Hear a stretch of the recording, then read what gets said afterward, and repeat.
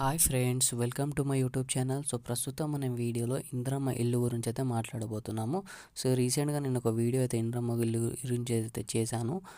ఇవాళ అయితే ఇంకొక కొత్త వీడియో అనేది రావడం అనేది జరిగింది అండ్ కొత్త అప్డేట్ అయితే రావడం అనేది జరిగింది. ఇది న్యూస్ పేపర్లో అయినా ప్రకటనలో రావడం అనేది జరిగింది. దానివల్ల నేను ఎక్స్ప్లెయిన్ చేస్తాను. ఒకవేళ మీకు ఏం అర్థమైనా కాకపోతే కింద అయితే కామెంట్ అయితే చేయండి.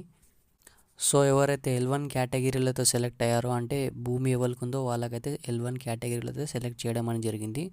అలాంటి వాళ్ళు ఏం చేయాలి అంటే, ఎవరైతే సెలెక్ట్ అయ్యారో మీరైతే వెళ్ళేసి గ్రామ కార్యదర్శి అండ్ ఎవరైతే వార్డ్ అధికారి అయితే ఎవరైతే ఉన్నారో వాళ్ళకైతే మీరైతే చెప్పాల్సి ఉంటుంది. ఏంటి అంటే, మేము ఇక్కడైతే ఈ ఇల్లు అయితే కట్టుకోబోతున్నామని అయితే మీరైతే వాళ్ళకైతే వెళ్ళి చెప్పాలి. వాళ్ళైతే మీకైతే ఆఫీసర్ అనేది పంపించడం అని జరుగుతుంది. వాళ్ళు వచ్చేసి అయితే మీకు జియో ట్యాగింగ్ అనేది చేయడం అనేది జరుగుతుంది. ఈ జియో ట్యాగింగ్ ఏంటి అంటే, దీనికైతే సెంట్రల్ గవర్నమెంట్ అయితే అప్రూవ్ చేసింది. గడిచిన కొన్ని బీఆర్ఎస్ గవర్నమెంట్ అయితే దీనికైతే అమలు అయితే చేయలేదు. ప్రజెంట్ ఉన్న ఇప్పుడు గవర్నమెంట్ అయితే అమలు చేయాల్సి ఉంటుంది. ఎందుకంటే పైనకెళ్ళి సెంట్రల్కి వెళ్ళి అయితే అమౌంట్ రాదని అయితే సెంట్రల్ గవర్నమెంట్ అయితే చెప్పడం అని జరిగింది. దానివల్ల అయితే ఈ జియో ట్యాగింగ్ అయితే చేయడం అనేది కంపల్సరీ అయితే ఈ గవర్నమెంట్ అయితే చెప్పింది. ఈ జియో ట్యాగింగ్ ఏంటి అంటే, గవర్నమెంట్ ఆఫీసర్ వచ్చేసి మీ ఏ భూమి ఉందో అక్కడికి వెళ్ళేసి మీ ఫోటో అనేది అండ్ లొకేషన్తో సహా అప్లోడ్ చేయాల్సి ఉంటుంది. దీనికే జియో ఫెన్సింగ్ అనేది చెప్పడం అనేది జరుగుతుంది. దాని తర్వాత అయితే మీ ఈ కన్స్ట్రక్షన్ అనేది స్టార్ట్ చేసుకోవచ్చు.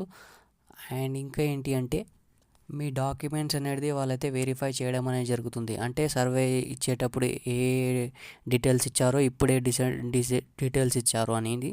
ఒకవేళ మీరు సర్వే ఇచ్చేటప్పుడు ఇప్పుడైతే ఏమైనా రాంగ్ ఏమైనా సబ్మిట్ చేస్తే వాళ్ళైతే అక్కడే రిజెక్ట్ చేయడం అని జరుగుతుంది.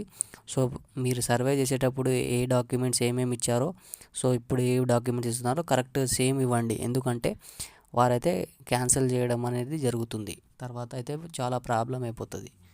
ఎందుకంటే చాలామంది ఏం చేస్తున్నారు అంటే, వాళ్ళకి రెండు ప్లాట్లు ఉంటాయి కదా. వాళ్ళు సర్వే చేసేటప్పుడు ఒక ప్లాట్లో చేసుకుంటారు.